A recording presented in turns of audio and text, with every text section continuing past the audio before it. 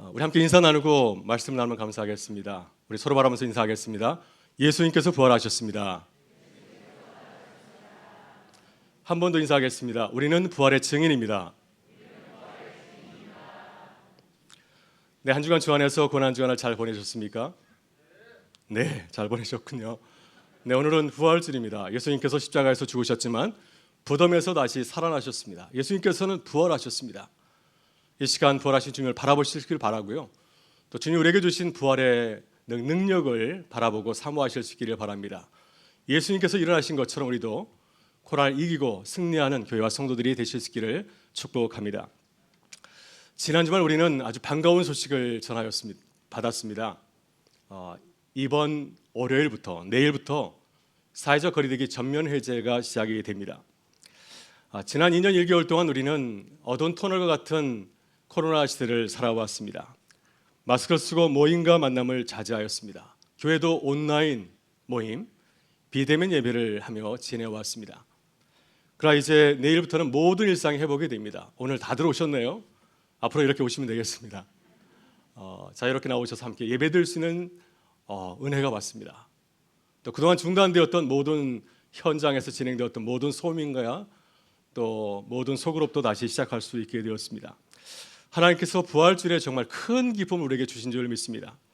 다시 일상을 회복하면서 우리의 모습을 돌아보고 새롭게 시작하면 참 좋겠습니다. 우리는 코로나를 통해서 참 소중한 것을 많이 잃었습니다. 많은 어려움을 겪었지만은 코로나를 통해서 정말 중요한 것이 무엇인지를 새롭게 깨닫게 되지 않았습니까? 예배를 드리지 못했기 때문에 예배의 소중함을 알게 되었고요. 만나지 못했기 때문에 만남과 교제의 중요성을 알게 되었고, 또 홀로 지냈기 때문에 공동체의 소중함이 얼마나 소중한 것인지를 깨닫게 되었습니다. 우리가 그동안 이렇게 지내온 것은 모든 것이 하나님의 은혜인 줄 믿습니다. 함께 기도했기 때문에 이렇게 기쁜 자리를 다시 시작하게 된 줄로 믿습니다. 그렇지만 우리는 코로나를 통하여서 배우고 깨달은 것이 참 많이 있습니다. 오늘 예배에 참석한 우리 중고등부 자녀들도 코로나로 인해서 학교도 가지 못하고 교회 나오지 못해서 그러한 아픈 경험을 통해서 배운 것이 참 많을 줄 믿습니다. 다시 일상을 새롭게 하신 주님을 바라보면서 기쁘게 시작하기를 간절히 바라고요. 다시 새롭게 시작하는 우리 교회와 성도들이 되실 수 있기를 바랍니다. 오늘 부활주일은 전세된 연합 예배를 드리면서 막달라 마리아의 부활 이야기를 함께 나누기를 원합니다. 막달라 마리아는 예수님을 처음으로 목격하였던 사람이죠. 또 처음으로 예수님의 부활 소식을 제자들에게 전하였던 부활의 증인이기도 합니다. 이 시간 마리아가 전하는 부활 이야기를 함께 나누길 원합니다. 그래서 우리도 이 기쁜 소식을 우리 주변에 있는 많은 사람들에게 전하는 증인이 될 수 있기를 바랍니다. 왜냐하면 가장 기쁜 소식을 전하는 사람들은 가만히 있으면 안 됩니다. 그 기쁜 소식을 모든 이에게 전해야 되는 사명과 책임이 있는 줄 믿습니다. 그래서 우리 교회는 초대교회 전통을 따라서 오늘부터 기쁨의 50일 캠페인을 시작을 합니다. 기쁨의 50일 다들 아시죠? 부활주일부터 성령 강림주일까지 50일 동안 주님이 우리에게 주신 부활의 기쁜 소식을 이웃에게 나누고 전하는 캠페인을 말합니다. 올해는 우리 교회가 기쁨의 50일 캠페인을 시작한 지 벌써 4년이 되었습니다. 오늘 예배를 마치고 나가실 때 교회에서 여러분에게 드리는 선물이 있습니다. 부활절 계란을 나눠줄 겁니다. 재활용 비닐봉투에 넣었습니다. 그래서 이 계란을 받으시면은 하나는 내가 먹고 또 하나는 꼭 다른 이들에게 전할 수 있기를 바랍니다. 이 부활절 계란을 나누면서 꼭 이렇게 인사하면 좋겠습니다. 예수님께서 부활하셨어요. 행복한 날 되세요. 이렇게 꼭 부활의 메시지를 전해주시기를 바랍니다. 이런 막달라 마리아는 예수님의 부활을 처음 목격한 사람입니다. 마리아는 어떻게 예수님을 만났을까요? 예수님이 부활하신 소식을 어떻게 알게 되었을까요? 여러분, 이것이 매우 중요합니다. 예수님이 부활하신 소식을 잘 알고 있어야 이 기쁜 소식을 전하는 증인의 삶을 살아갈 수 있기 때문입니다.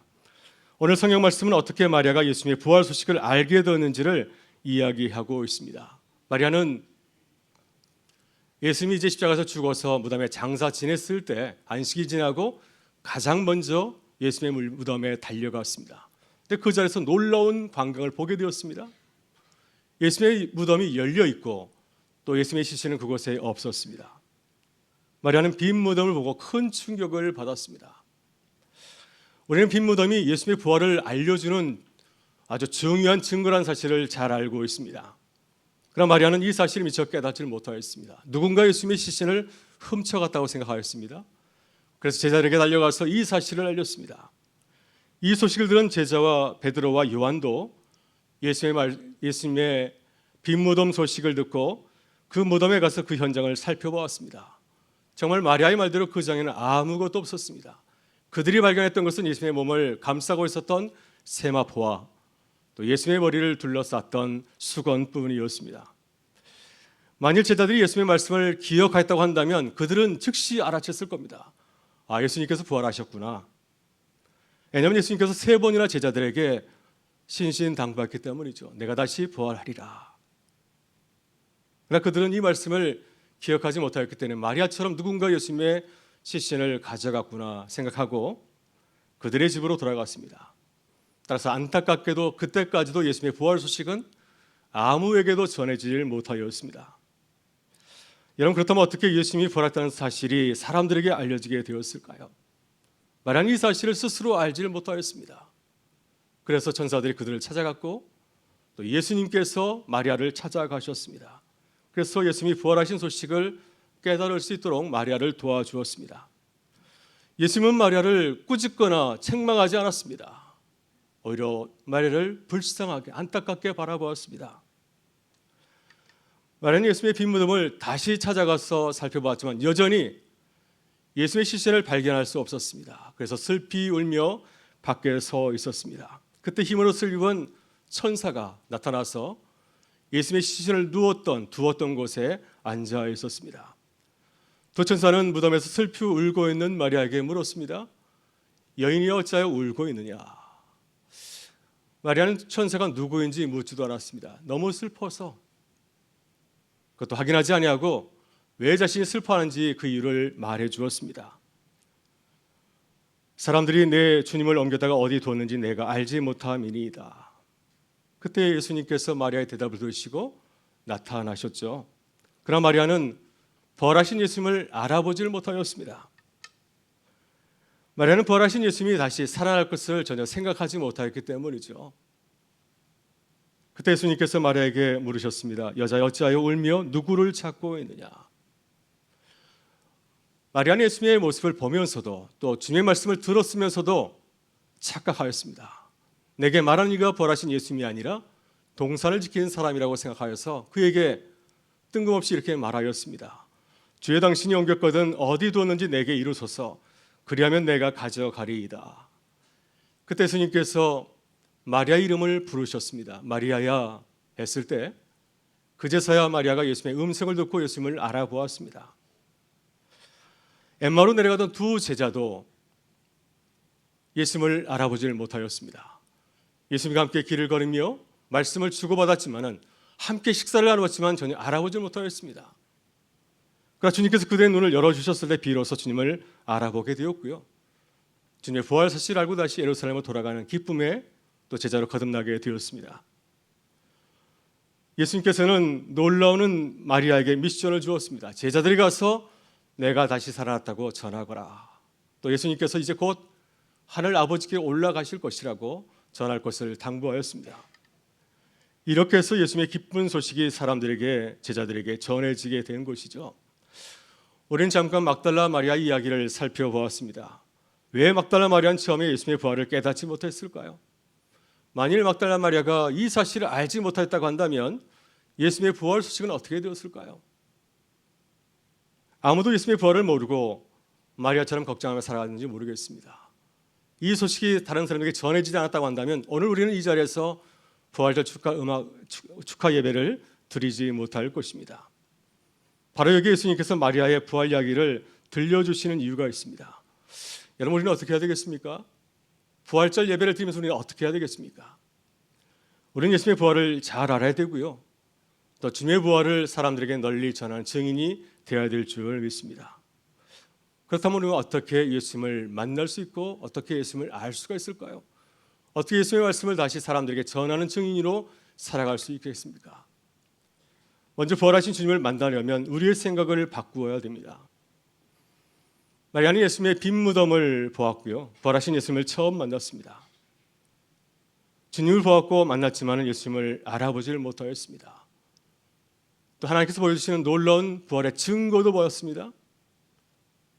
빈 무덤을 보았고 예수님이 입고 있었던 세마포와 또 수건도 보았지만은 예수님을 깨닫지를 못하였습니다. 왜 마리아는 예수님을 알아보지 못하였을까요? 내 생각대로 예수님을 바라봤기 때문입니다.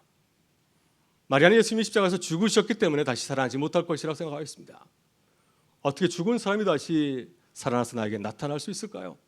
그 사실을 자신의 생각대로 부정을 하였습니다. 따라서 부활하신 주님을 만나려면 우리의 생각을 바꿔야 됩니다. 예수님은 누구라고 고백하시나요? 예수님은 사람이 아니시고 예수님은 하나님이십니다. 예수님을 하나님이라 믿는다고 한다면 우리의 생각대로 예수님을 생각하면 안 됩니다. 예수님은 아주 크고 위대하신 분이시고 또 우리에게는 불가능하지만 모든 것을 다 감당하시고 이루시는 분이신 줄 믿습니다.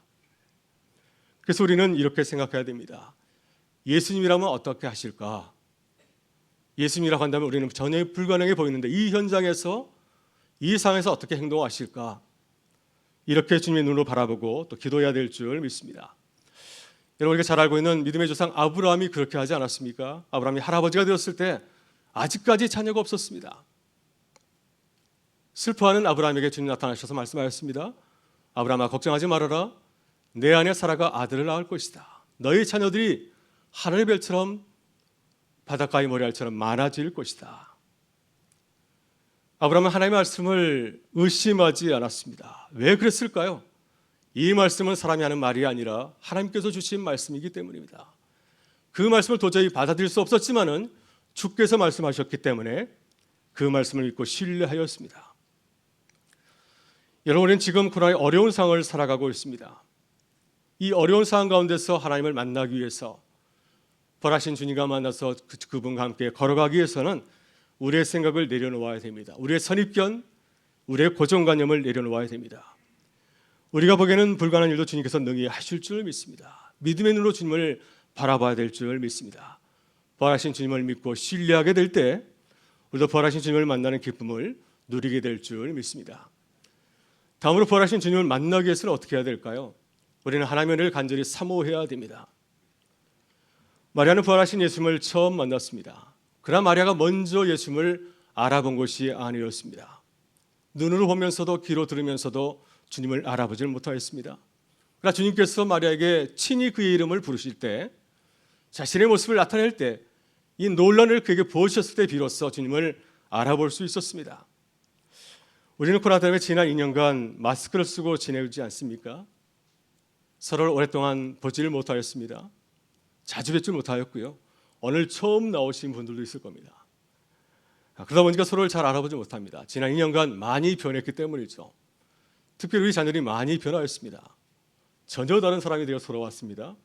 키도 커졌고 몸무게도 많이 늘었고 얼굴도 달라졌습니다.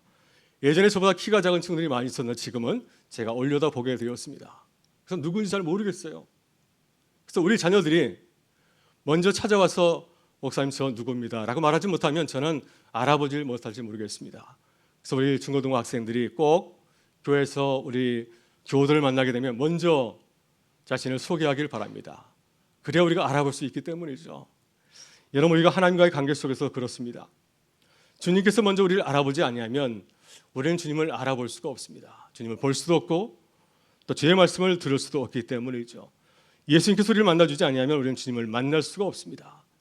그래서 하나님께서 우리에게 은혜를 주셔야 됩니다. 주님께서 우리에게 찾아오셔서 만나주신 은혜를 주지 아니하면 우리는 주님과 만날 수 없고 주님과 동행하는 기쁨을 누릴 수 없기 때문입니다.